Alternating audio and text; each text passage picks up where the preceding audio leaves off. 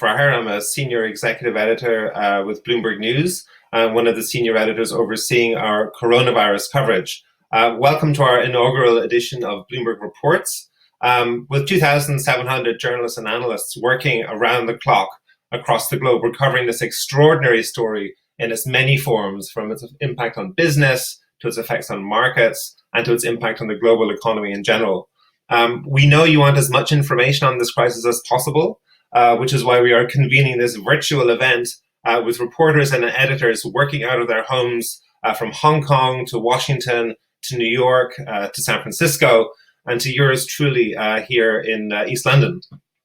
This is a new experience for us, so please bear with us if we experience any technical gremlins. I'm sure those are technical issues that you're all very familiar with at this point as we all try out this new experiment of working from home.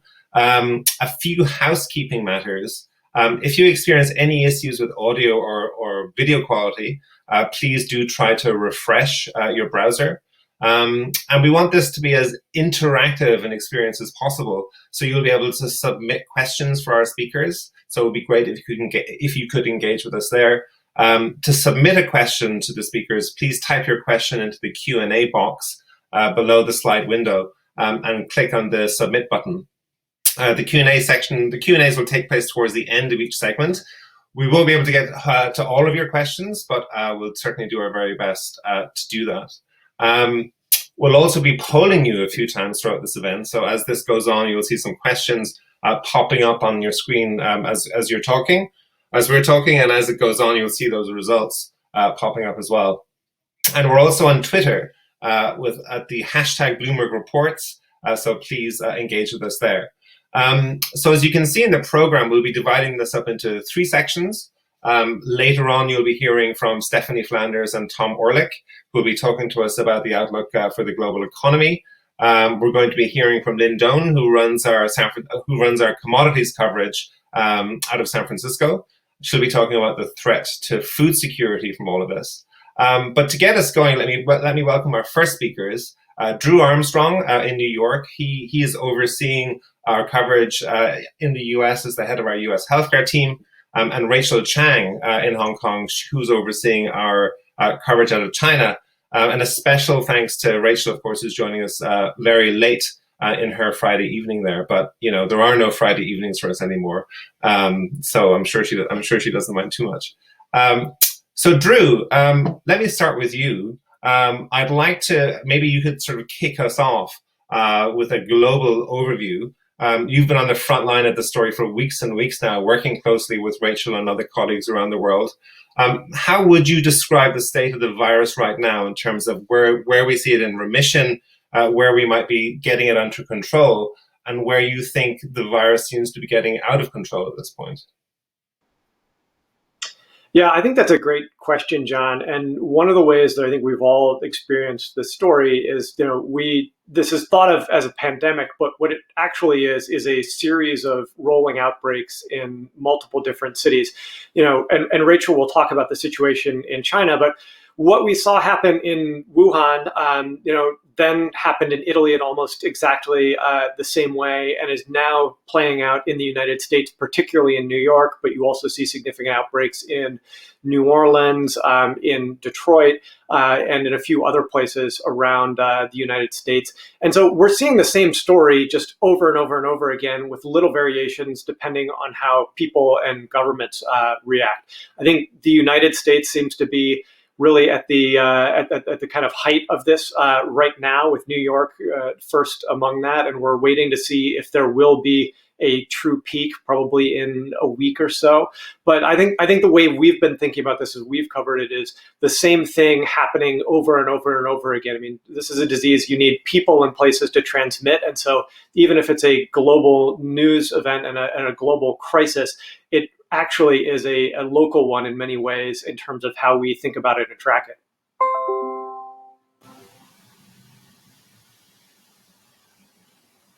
Have had weeks to see this coming, of course. As you say, we're seeing the same pattern repeating in different countries from around the world as it comes to the States. But could you talk to us a little bit about New York? Obviously, it feels like New York is the epicenter of the crisis right now. Just how bad do we think the crisis is going to get there? Listen to the reports that we're hearing from many of the folks on the ground who are dealing with this directly. It's quite dire. I mean, emergency rooms and ICU units are on the verge of being either overwhelmed or full. There are huge shortages of protective equipment, masks, shields. At one point, the New York City government had set up a factory essentially for where volunteer workers could help craft handmade protective gear to get to the hospitals. The ICU capacity that is needed here is probably far smaller than what's gonna be necessary in the end, in the realm of thousands and thousands of beds. And what we know right now is that when you think about getting a handle on the size of this outbreak, New York and other places are really only testing some of the folks who are most vulnerable and who are showing up at the emergency room or in the hospital. So we really don't have a great sense of just how many people have this disease in New York City, which makes it really hard to get a handle on exactly how big this outbreak might be and how big it might actually get when we think about the curve. Some of the modeling shows a peak sometime in kind of early mid-April in the New York area, but a peak, that can drag on for weeks and potentially weeks. When we think about people being on ventilators for 2 weeks at a time, being in the ICU for days and days and days. This is as slow moving and drawn out as it can be dramatic and brutal for the folks working it and suffering from it.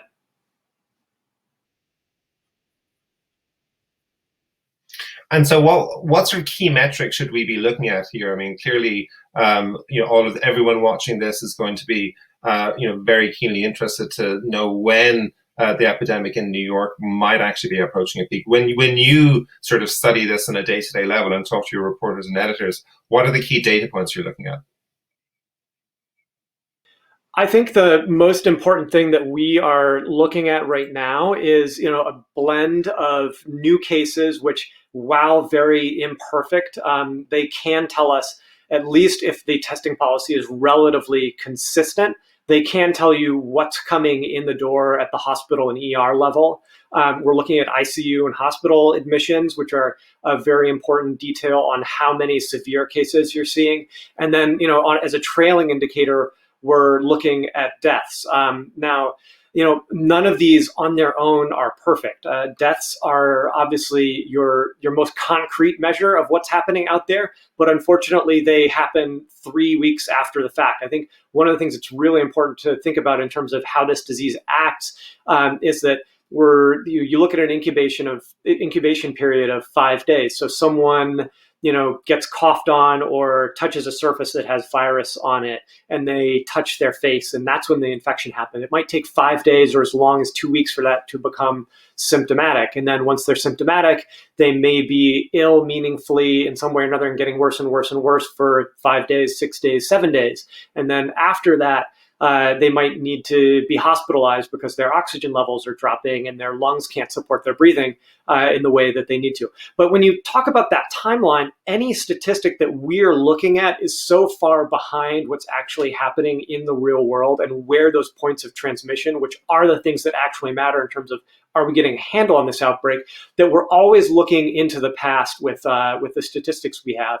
And so the sad and unfortunate reality of this, and it's just the nature of a invisible or microscopic virus that we're talking about, is that you won't know that we're out of this until well after we're out of it. It's going to be something that we will, in the same way that I think sometimes we look at certain economic measures, you don't know whether you're in or out of something until well after the fact. And that's probably going to be the case here, which is one of the reasons that we've seen these extended restrictions on businesses being open and encouragement of long period of social distancing. This is a slow rolling, long lasting situation that the world is grappling with right now.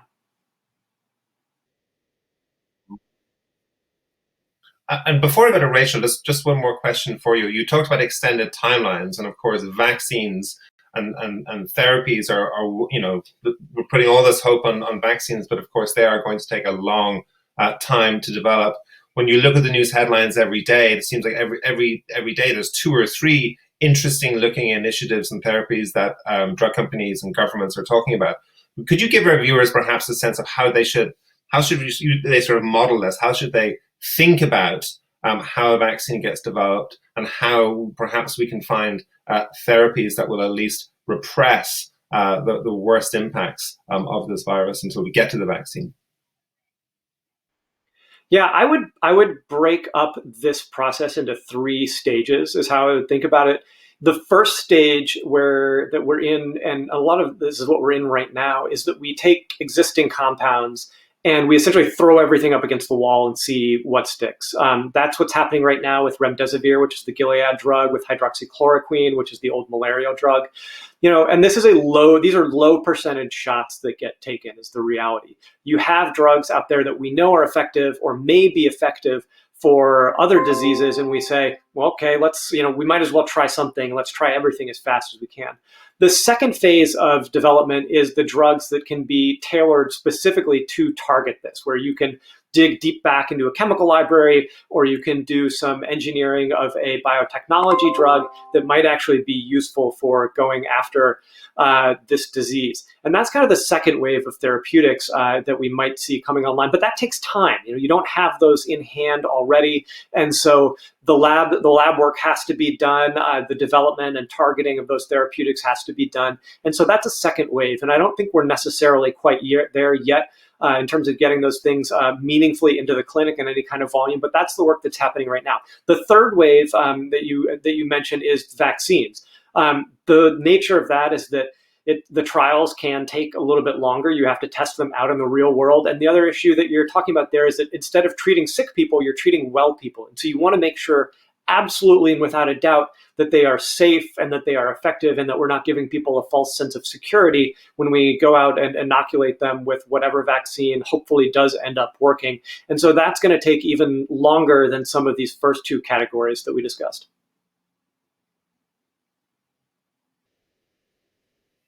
Got it. Great. Well, thank you, Drew. We'll probably get back to you for the Q&A session. Now we're going to whiz across the globe to Rachel Chang, who's in Hong Kong. Rachel, again, thank you very much for staying up so late to talk to us. So you were literally right there at the very beginning of this crisis. I was looking through the Bloomberg news ticker today, and I found a story with a timestamp of December the 31st. It would have come out around 5 or 6 p.m. In the Hong Kong evening, with the headline, quote, "China probes cluster of mystery pneumonia cases amid SARS fears." I'm guessing that when you edited that story and put that headline on it, you were thinking more probably about your New Year's plans rather than writing the first draft of probably the biggest story of our times.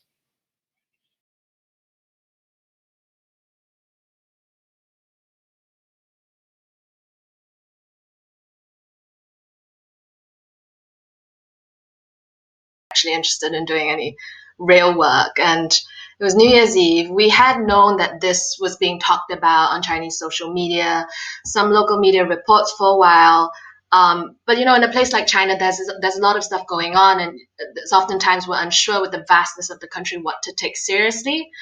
And I think this was the day that the Chinese state media, which is very tightly controlled, as we know, both the TV agency and the Newswire published reports on this. And that was sort of the moment where we're like, okay, this is real. We should write about it. But I think we wanted to get it over and done with. We wanted to move on with New Year's Eve. I still remember thinking, I've got to go out and get some wine for the party. And yeah, we were typing this, and I was like, I just want to be done with work today. And to be honest, it was a really long time before we realized how serious this would be. And a big part of that was because of the information that was coming out of China was so purposefully and intentionally played down. I think maybe authorities on the ground as well didn't know how serious it was, but we were still getting information like, I remember a statement shortly after this one that said, the chance of human transmission is very low. And the statement shortly after that said, this is preventable and controllable. And here we are.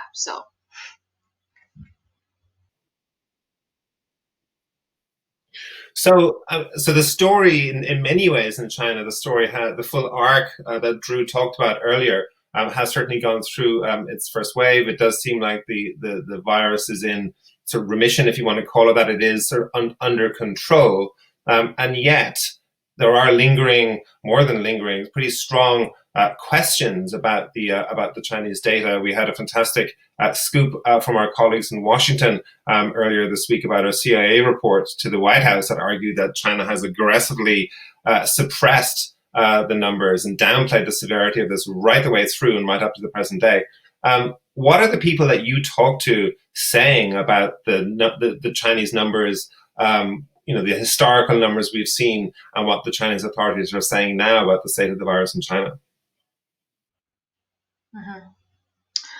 I mean, I think if the question is, are the Chinese numbers as officially reported, both numbers of cases and number of deaths, are they too low? I think without a doubt, the answer is yes. Having been reporting this situation from the beginning, we knew what the situation in Hubei, the province where the virus began, was.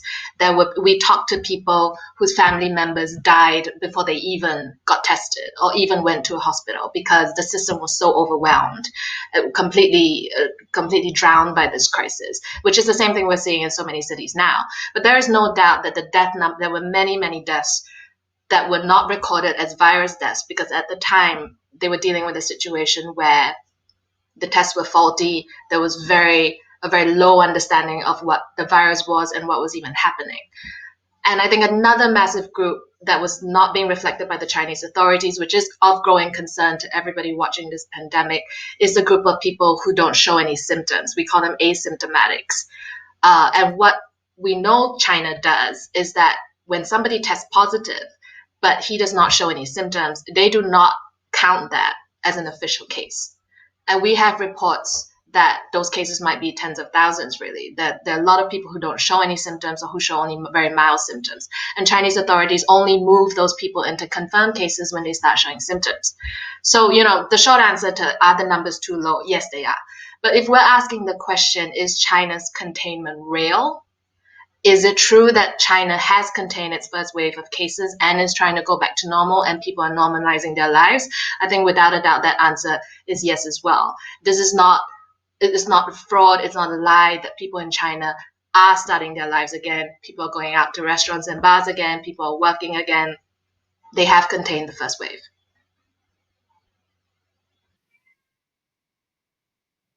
And one final question before I get to the questions from the audience.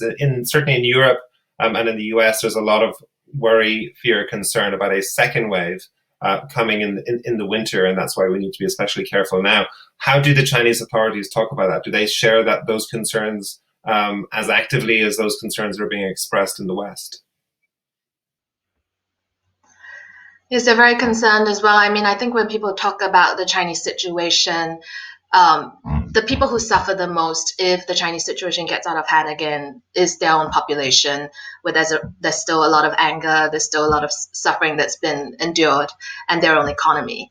And China and other countries in Asia that did successfully contain the first wave are terrified of a second wave. This is why China's basically shut its borders to all incoming flights.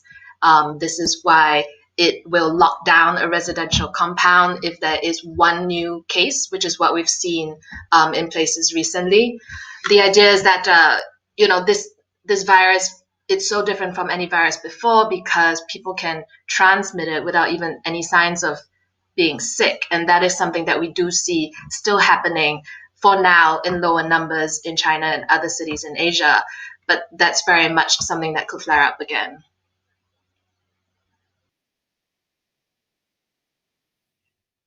Thank you, Rachel. So I have one question here, and it sort of gets to one of the sort of shape-shifting issues around this virus is exactly which cohort, which part of the population does it attack the most? And the viewer asks, it seems as though the likelihood of those between the ages of 30 and 50 becoming infected has increased over the past 1 to 2 weeks. Perhaps, Drew, this is one for you. Has there been any preliminary evidence that the virus is mutating into a form that the younger population is more vulnerable to?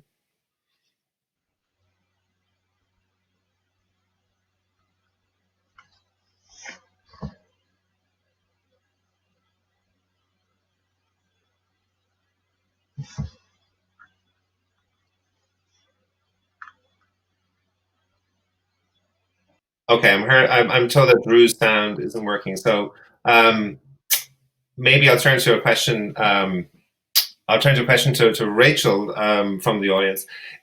I think I know the answer to this, but can you provide any more color on why the virus did not get to Beijing and Shanghai? Is that because the lockdown in Wuhan was just so draconian? Is that the feeling why Beijing and Shanghai weren't as badly affected? Yeah, pretty much. On January 23rd, the Chinese central government essentially sealed off 60 million people in Hubei province, and nobody was allowed to get out. And then I encourage everybody to read a story that we did about that at the time, which had a maybe slightly controversial headline, which was China sacrificed the province to save the world. I think maybe the first, the really first level of that was China sacrificed a province to save itself.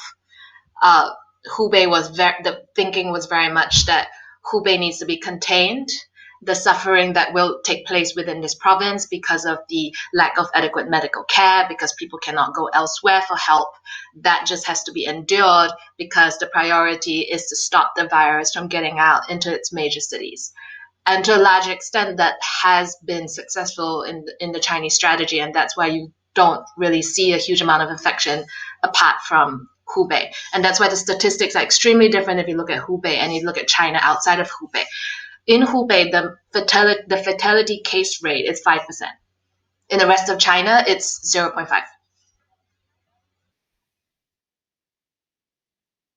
Mm-hmm.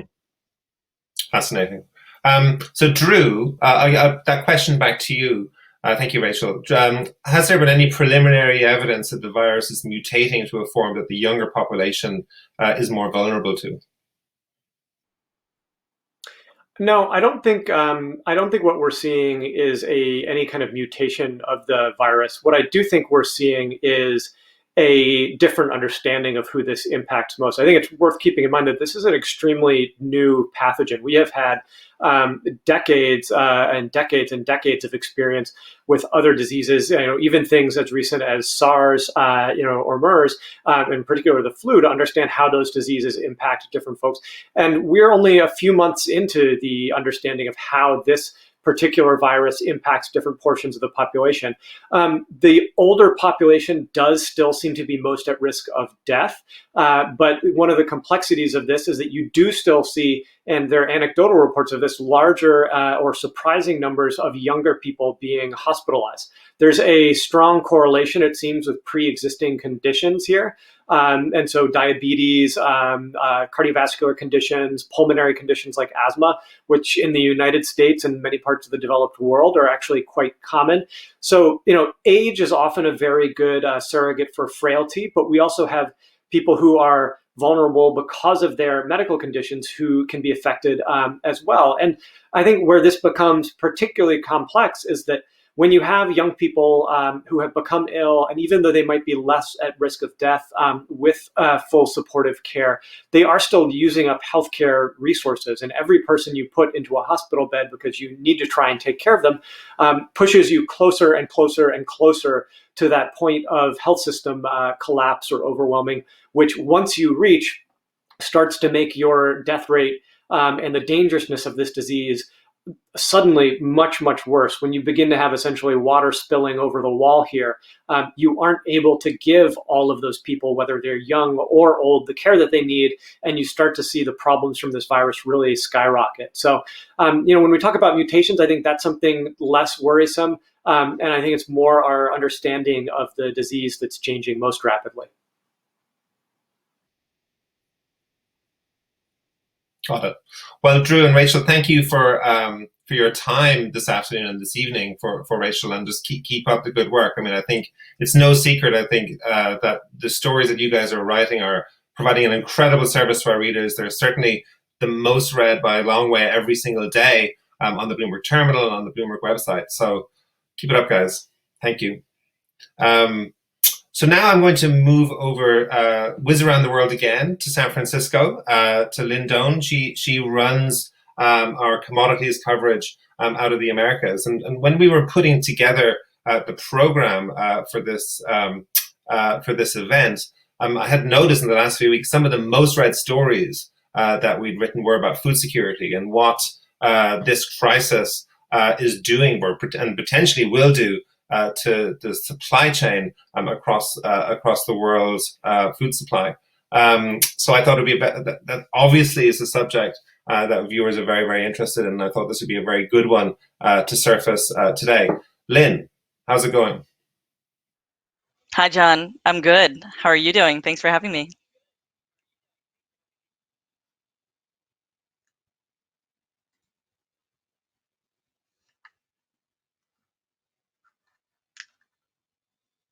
Hello. Hi, can you all hear me?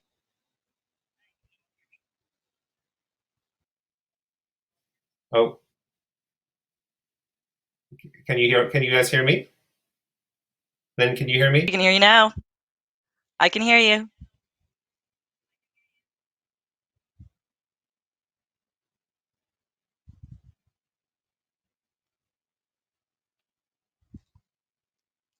One for all of us. We're all figuring out how to do it in our own way. You're a young working mom. Can you just tell us a little bit about how you're managing to juggle both sort of your responsibilities at home with this massive story that you're helping us cover?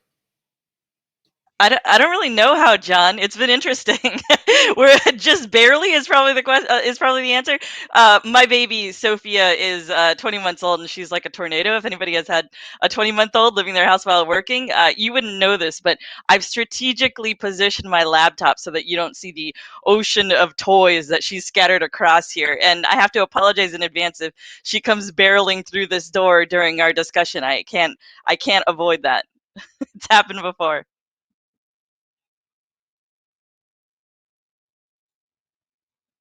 Hold her up and say hi. So, on the question of the global food supply chain issue, I mean, right now, how worried should we be about threats to the global food supply? I mean, obviously, in this coronavirus era, it's very, very difficult to get truckers to come to work to ferry the food around.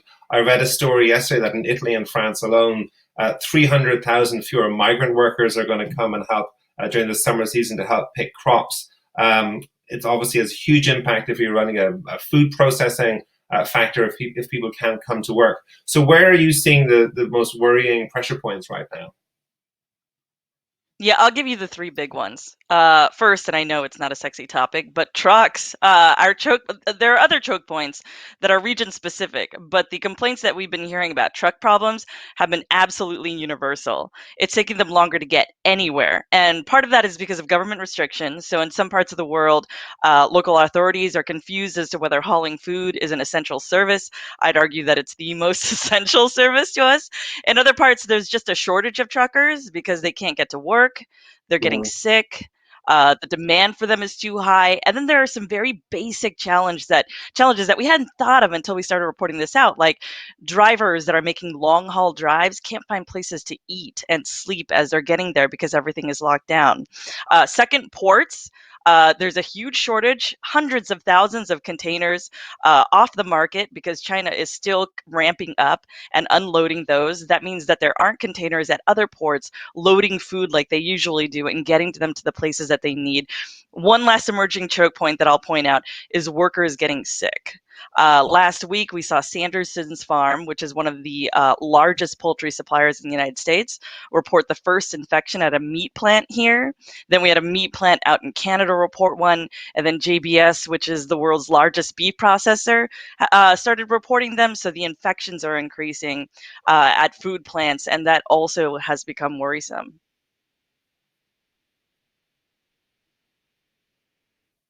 And can you give us a specific example, perhaps, of a particular foodstuff, a food type, where we are already seeing sort of shortage of supply, or maybe where we're seeing prices spiking due to concerns about supply shortages? Yeah. I'll give you something that's very personal to me, John. If you can see this, this is my daily allotment of goldfish. That's because 2 weeks ago I went to the grocery store and bought the last box of goldfish. Goldfish have not been seen ever since at my supermarket. And that's just one example. So we're getting reports every day of grocery stores selling out of pasta, rice, beans, eggs, carrots, onions, celery. I mean, I don't think that I have to list all of this to the audience that is joining us today, because they're on Amazon, they're at grocery stores looking at that. But if you're talking food prices, retail prices rising, absolutely. I checked for you all last night. A 16-ounce box of pasta being sold on Amazon right now is going for $43. But this is around the world. So we've been reporting out food prices rising in Nigeria at retail food markets there. The price of rice is selling. The prices there are rising 30% for rice bags. It's happening on the wholesale level too. So in agricultural futures markets, you're seeing futures contracts for staples like wheat and rice soaring and going through the roof right now. It's a bit more nuanced in the futures market though, because there are other commodities like sugar and cocoa that are seeing prices falling on fears that the lockdowns are going to outweigh and outstrip any kind of demand from hoarding. So it's a real mixed bag on the wholesale front.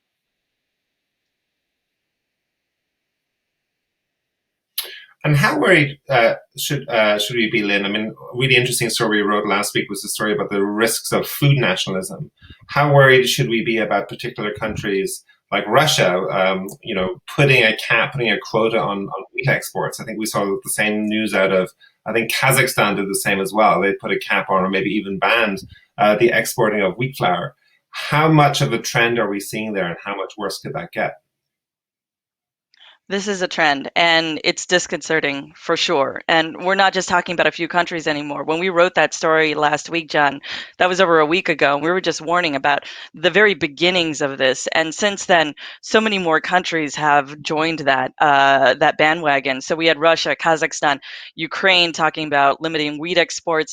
Vietnam, which, if you folks don't already know, is the world's third largest rice shipper, suspended new export sales. Myanmar has also said that it's going to cut exports to avoid domestic shortages. And Thailand has banned egg exports. That does not bode well for very import-dependent countries. And for those who are tuning in with us in the U.S., while we make a lot of our own produce and our own meat here, we are still very heavily dependent on other countries. For example, we get a lot of our produce like tomatoes, avocados, and sugar from Mexico.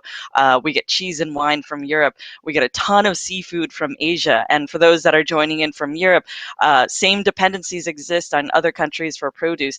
In fact, I think that they import more meat than the US does from other countries. Mm-hmm. And before I take questions from the audience, just very finally, I mean, it doesn't seem like we're quite on the brink of a food crisis yet. It seems like, yes, there are sort of constraints with some supply chains, and obviously some supermarkets are running out of certain stuffs, but food is getting into the system. And is, broadly speaking, it seems like most supermarkets, or most people are getting access to most of the things that they need. What will we need to see, though, before we can start talking about a food crisis? Yeah, I think what you're looking for here are tipping points. What would really tip us into food crisis mode? And one thing that we're watching very closely, that everybody probably should be watching, is how many workers are getting sick, because food workers, broadly speaking, have been deemed essential. That means that they're still reporting to work, and in most cases, they're not being able to work 6 feet apart from each other. That's just not how food plants work. Because of the infections that we've reported in the past week, we're thinking that more will get sick. There have been no major disruptions yet, but there likely will be, because once somebody has been infected, the plants have to shut, they have to sanitize, they have to self-quarantine people, they have to figure out who can come back to work. So that's something to watch. Another thing to watch for are strikes and walk-offs.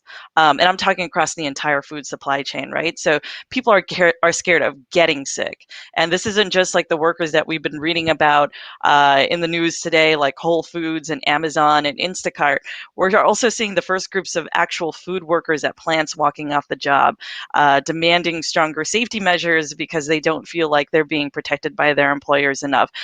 We just saw a report the other day about how one JBS plant that had a few employees test positive has seen hundreds of workers call out on the day of. So that's something to watch. Another thing to watch, absolutely, are prices. Watch retail prices, watch agricultural futures. If they're rising, then it could indicate that the supply chain issues are getting worse as opposed to getting better.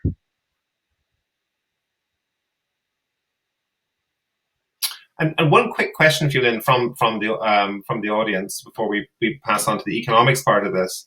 We've talked about a lot of the pressures on the food system, on the supply chain, but of course, climate change is a subject that has sort of gone away from the headlines in the last few weeks, but it will come back. It is an ongoing issue.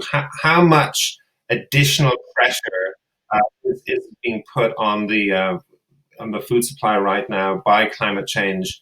Obviously. Farmers permanently worried about droughts, temperatures are getting warmer. How big of a risk, how big of a worry is this when you look at food security and the food supply chain? Right, and just to be clear, food supplies themselves around the world are actually great. Inventories of wheat and other food staples are at record levels. So let's not mistaken food supplies and how those are doing to the supply chain problems that we're seeing. Food supplies are doing fine for now, but whoever submitted that question is very smart and very forward-looking, because the long-term challenge that these food producers are facing is climate change. And without a doubt, that is the biggest problem that they will have in the coming years. So the challenge they're having right now at this very moment is the pandemic, but the challenge that they're going to have for years and decades and possibly generations to come is how to deal with not just droughts, not just rising temperatures that are affecting planting, affecting harvesting, affecting where they're growing crops, but also the exact opposite of that, flooding and extreme cold in some places. And we'll have a lot more stories for you once we get through this pandemic, I promise, on how these agricultural giants of the world are trying at least to adapt to climate change and migrating crops to do that.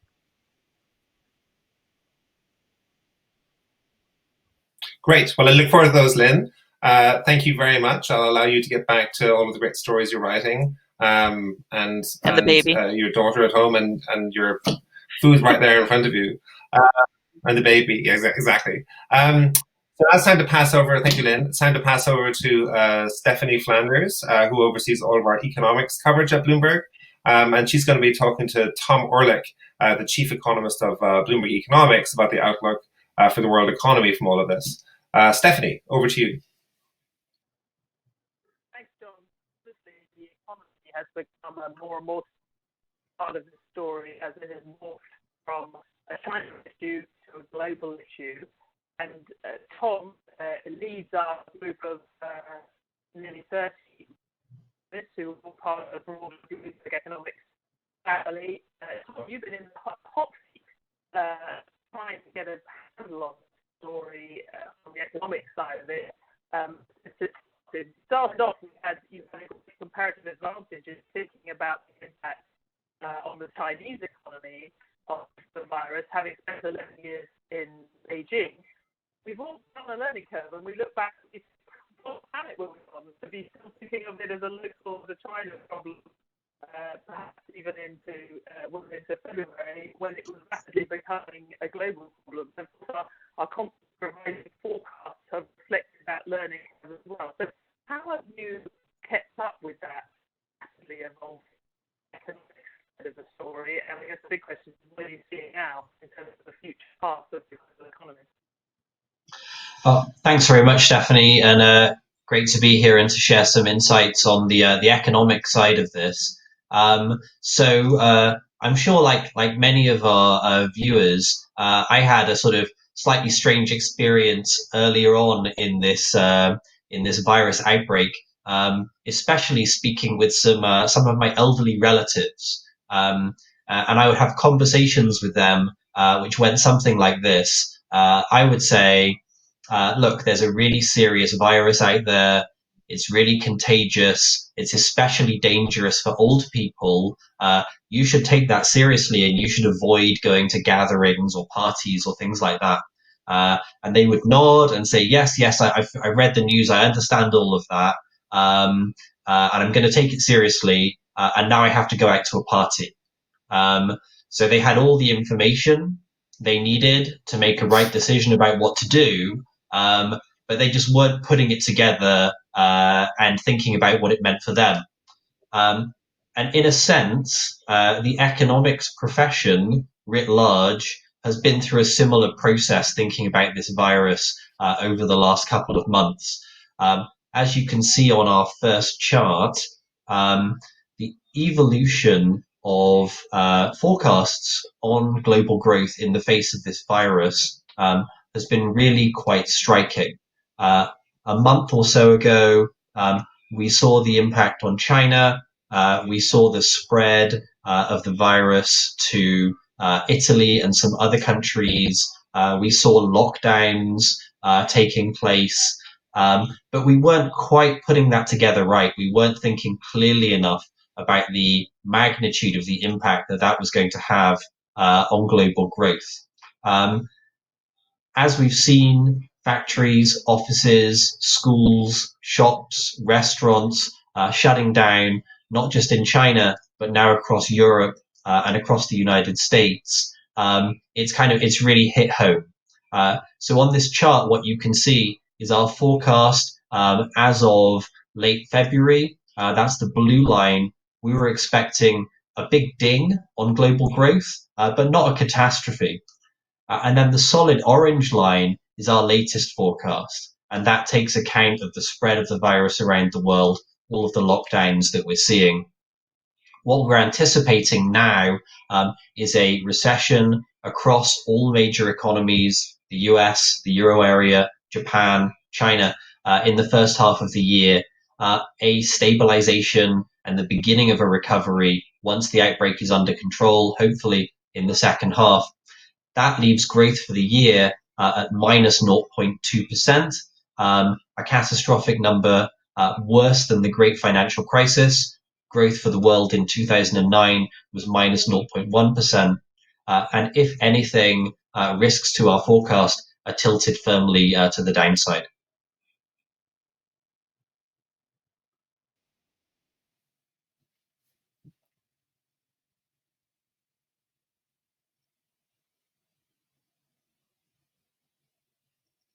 We initially thought. But of course, there's plenty that could go wrong with that shape of that recovery. What's going to mainly affect how rapidly we come out of this once the containment measures have been lifted? So I think there's a couple of things, Stephanie. So the first thing is, when is this outbreak going to come under control? And we heard a lot about that from Drew and Rachel earlier on in the call. And of course, economists are not the best people to talk about when outbreaks are going to come under control or not. But when we look at the experience in China, when we look at the experience in South Korea, on an optimistic scenario, for each economy, this virus could be a one-quarter shock. And so for the world as a whole, it could be a first half shock, which would enable everyone to get back to work in the second half. Now, for that to happen, a second condition has to be in place. And you'll be able to see that on our next chart. And that's a very, very large amount of fiscal stimulus has to go into the economy. If we think about what's happening right now, millions of people are losing their jobs, tens of thousands of small businesses are going under, and what that means is that there's a very significant blow to income. What governments have to do is to replace that lost income. If they do that, then there's going to be a springboard to recovery in the second half of the year. If they don't do that, then we're going to see businesses going bankrupt, households defaulting on their mortgage obligations, defaulting on their borrowing for their car and such like. And if that happens, then even when the outbreak is under control, the economy is going to stay in recession. So what we've done is we went across the G20 and we looked at the size of the income gap, the difference between where GDP was going to be before the virus and where we think it's going to be now. And we looked at the size of the fiscal stimulus that governments are putting to work. And you can see that in this chart. The yellow bars are the income gaps, and the white bars are the fiscal stimulus, which is on offer. And as of right now, we think fiscal policy is about where it needs to be. The US, major European economies are putting enough money into the economy to create a springboard to recovery, assuming the virus comes under control. I think of it like almost like business interruption insurance, but something has happened. Actually, the government is forcing a massive business interruption across the economy, and they should be your insurance policy. They should be making good on the losses that you're facing because of that interruption. But I think even there, policymakers have a learning curve. We saw the scale of stimulus programs go up enormously in the space of weeks or even days in the case of the UK. It's amazing to think now the first US virus stimulus was only $8.3 billion, and we saw only a matter of weeks later $2 trillion stimulus program, and that may not even be the last that to the economy. So again, a learning curve. I think what's really striking there is how policymakers and indeed economists from across the political spectrum, who you necessarily normally expect to agree, agreed very quickly on the necessary scale of this, how much money has to go in and how quickly. Even if you weren't particularly a fan of government intervention, where actually you're seeing people sign up to increasing government, the size of government for this period of time. But Tom, you say we think that there's roughly the right amount going in. Of course, we don't know whether the programs are going to be putting money into the right places, and we still don't really know whether the economy is going to be able to come out of this, whether they're going to be able to keep it in something that it's been animation. How are you thinking about tracking both the decline in the economy as we're seeing by day, but also the upturn? Yeah, it's a great question, Stephanie. And as viewers will be able to see on the next slide, what we're transitioning to is using much more high-frequency economic data to track the impact of this virus in as close to real time as possible. In many cases, what that means is moving away from the old survey data, which comes out monthly or quarterly and with a significant lag, and towards using much more alternative data sources. So if you look at the charts on the next slide, what you'll be able to see is that there are some traditional data sources which are doing a really good job of tracking the high frequency impact. Of course, many people will already have seen the astonishingly bad payroll data from the United States today. Even ahead of that, we had the jobless claims data, which is available on a weekly basis, and showed jobless claims rising to 6.6 million in the latest print, an astronomically high number, an order of magnitude higher than what we were seeing in the great financial crisis. So some of the high frequency numbers are suggesting that actually the situation's deteriorating even more quickly than we thought it would. And that's why I was talking about some of those downside risks to our forecast. Some of the other alternative indicators, though, are painting a slightly more optimistic picture. And here I draw your attention to the chart on the left-hand side, which is the China Economic Recovery Index, something which is available on the Bloomberg terminal. And what WeBank, who put this index together, have done is they've used geolocation data. To track what's happening in China's cities. And they've mapped that onto measures of economic growth, so they can tell us whether whether the Chinese economy is getting back to normal or not. Actually, I think we've accidentally pushed forward one too many slides. If we could just drop back to the previous one. So what you can see on the white line on the left-hand chart is that in the middle of February, China's economy was operating at around 30% of its normal level. So that's a really catastrophic cratering in activity. But what you can also see is that in the last month and a half, the Chinese economy has recovered very considerably. And now, based on that geolocation data, we think activity is back around 90% of its normal level. So 90% of normal is still really bad. That's still an economy which is contracting 10%.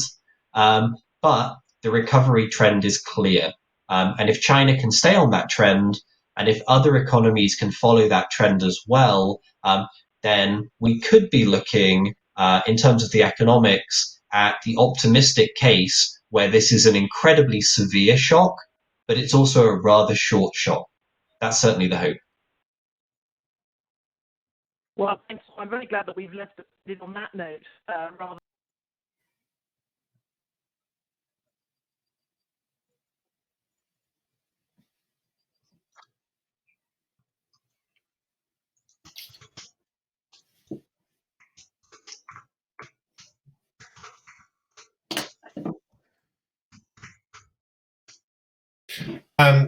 Stephanie, I think we've lost Stephanie there. But thank you, Stephanie, for that. Just got a couple of questions here from the audience, Tom, and then but before we wrap up.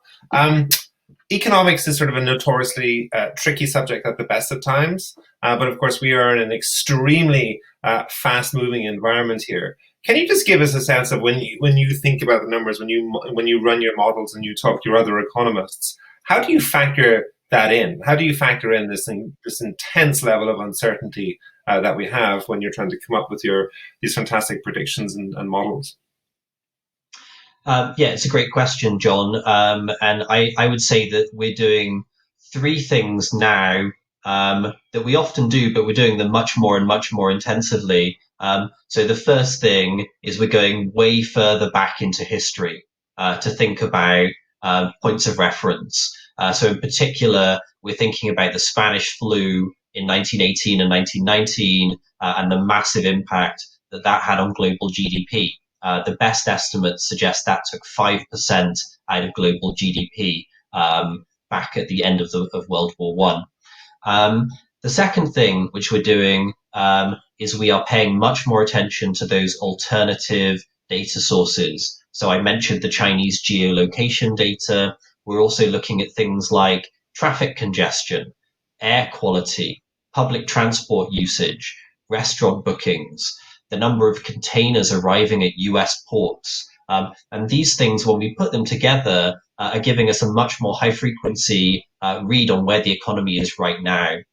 And the third thing which we're doing is we're trying to plug all of this information into some big, large-scale models of the global economy.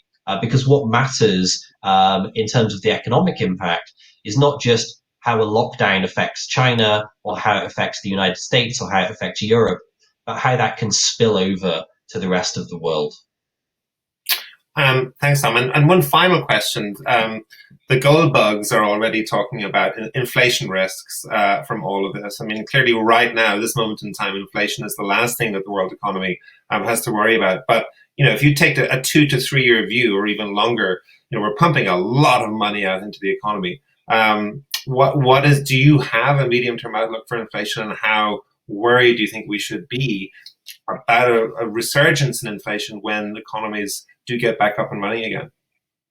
Right, it's a great question, John, and we already heard some really interesting comments from Lynn about some of the inflationary impacts we're already seeing on the food in the food market. I actually am concerned about inflation on a 6-month, 1-year time horizon. What we're seeing right now, and it's absolutely the right thing to do, is central banks buying a huge volume of assets, taking interest rates all the way down to zero, and ministries of finance putting trillions of dollars to work in the economy to substitute for lost income.